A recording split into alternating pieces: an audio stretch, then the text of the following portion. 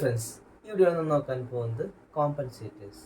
നമുക്ക് ഫസ്റ്റ് തന്നെ need of compensators എന്തൊക്കെയാണെന്ന് നോക്കാം.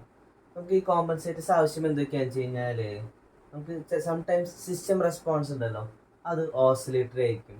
അതല്ലാന്നുണ്ടെങ്കിൽ എന്താ, സിസ്റ്റം തന്നെ നമുക്ക് ചിലപ്പോൾ അൺസ്റ്റേബിൾ ആയിരിക്കാം. ഇനി സംടൈംസ് സ്റ്റഡി സ്റ്റേറ്റ് എറർ എന്ന് പറയുന്നത് എക്സസീവ് ആയിരിക്കും, ESS എന്ന് പറയുന്നത്.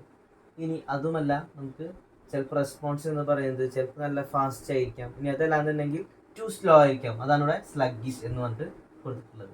അപ്പോൾ ഈ കോമ്പൻസേറ്റർ അവിടെ എന്താ ചെയ്യുന്നത്, it modifies the system or system parameter. അത് സിസ്റ്റം പാരാമീറ്ററിനെ അത് മോഡിഫൈ ചെയ്യുന്നു. അത് എന്തിനു വേണ്ടിയിട്ടാണ്, to provide the desired performance. അപ്പോൾ നമുക്ക് വേണ്ട രീതിയിൽ സിസ്റ്റത്തിനെ കൊണ്ടുവരാൻ വേണ്ടിയിട്ട് എന്താണ്, നമ്മളവിടെ സിസ്റ്റം പാരാമീറ്റേഴ്സിനെ മോഡിഫൈ ചെയ്യാണ് ഈ കോമ്പൻസേറ്റർ ചെയ്യുന്നത്.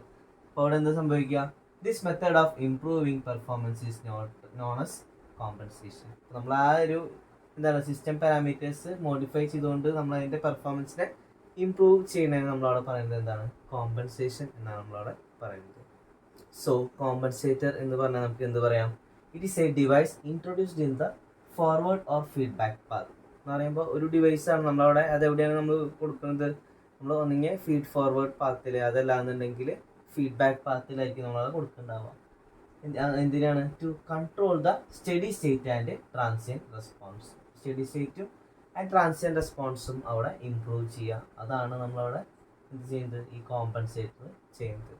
അപ്പോൾ അത് എന്തൊക്കെയാണ് ചെയ്യുന്നതെന്ന് വെച്ച് കഴിഞ്ഞാൽ, മിനിമൈസ് ഓവർഷൂട്ട്, ഇനി improves transient response.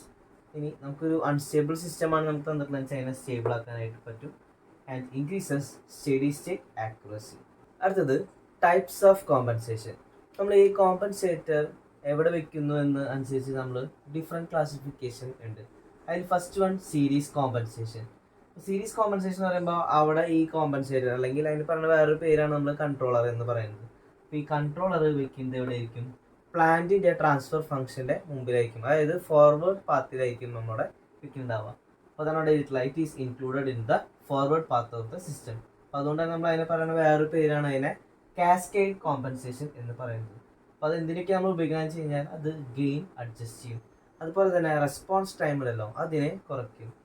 And also overshoot also will get reduced. Peak overshoot ഉണ്ടല്ലോ, അത് റെസ്പോൺസിൽ ഉണ്ടാകുന്ന ആണ് ഈ പീക്ക് ഓവർഷൂട്ട് എന്ന് പറയുന്നത്, അത് റിഡ്യൂസ് ചെയ്യും. ആൻഡ് ഇതിൻ്റെ ഒരു പ്രോബ്ലം എന്താ വെച്ച് കഴിഞ്ഞാൽ, സ്റ്റെബിലിറ്റിയും അതിൻ്റെ ഒപ്പം തന്നെ അവിടെ കുറയും ഈ ഒരു എന്താണ് സീരീസ് കോമ്പൻസേഷൻ ചെയ്യുമ്പോൾ.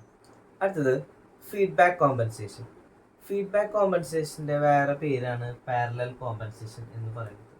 അപ്പോൾ അവിടെ ഓപ്പൺ ലൂപ്പ് ട്രാൻസ്ഫർ ഫംഗ്ഷൻ ഉള്ള GS, അതായത് പ്ലാന്റിൻ്റെ ട്രാൻസ്ഫർ ഫംഗ്ഷൻ, അതിനെ പാരലായിരിക്കും. അതായത് ഈ കൺട്രോളർ നമ്മൾ വെക്കുക അവിടെ ഫീഡ്ബാക്ക് പാത്തിലായിരിക്കും നമ്മളവിടെ വെക്കുന്നത്. അപ്പോൾ ഇത് കണ്ടില്ലേ, ഇവിടെയാണ് കൺട്രോളർ വെക്കുന്നത്.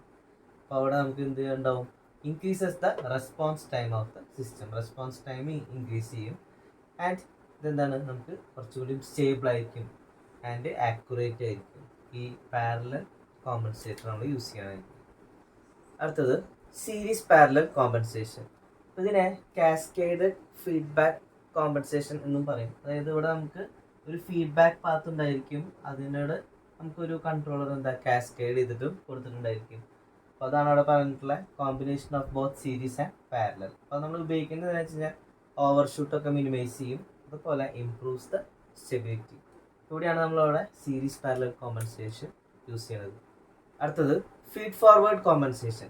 അപ്പോൾ ഫീഡ് ഫോർവേഡ് കോമ്പൻസേഷൻ എന്ന് പറഞ്ഞു കഴിഞ്ഞാൽ, ഇവിടെ ക്ലോസ് ലൂപ്പ് സിസ്റ്റം ഉണ്ടല്ലോ, അതിനെ പാരലായിട്ടായിരിക്കും നമ്മൾ ഫീഡ് ഫോർവേഡ് കൺട്രോളർ യൂസ് ചെയ്തിട്ടുണ്ടാവുക. അപ്പോൾ അതാണ് അവിടെ എഴുതിയിട്ടുള്ളത്, feed forward controller is placed in parallel with the close loop system which has a controller in the forward path. അപ്പോൾ ഓൾറെഡി ഒരു കൺട്രോളർ GCFS നമ്മളിവിടെ ഫോർവേഡ് പാത്തിൽ നമ്മളവിടെ കൊടുത്തിട്ടുണ്ട്. ഇവിടെ ആ ക്ലോസ് ലൂപ്പ് സിസ്റ്റത്തിനെ പാരലായിട്ടായിരിക്കും നമ്മളവിടെ ഫീഡ് ഫോർവേഡ് ചെയ്തിട്ടുണ്ടാവുക ത്രൂ എ കൺട്രോളർ. അതിന് നമ്മളവിടെ ഫീഡ് ഫോർവേഡ് കോമ്പൻസേഷൻ എന്ന് പറയുന്നത്. അപ്പോൾ അത് ഡിസ്റ്റർബൻസിനൊക്കെ നമുക്ക് കുറയ്ക്കാൻ സഹായിക്കും. ആൻഡ് ഡിസൈഡ് ആൻഡ് റെസ്പോൺസിലേക്ക് അതിനെ സിസ്റ്റത്തിനെ കൊണ്ടുവരാനും അത് നമുക്ക് പറ്റും. അപ്പോൾ ഇതൊക്കെയാണ് നമ്മൾ ഡിഫറെൻറ്റ് ടൈപ്സ് ഓഫ് കോമ്പൻസേറ്റേഴ്സ് എന്ന് പറയുന്നത്.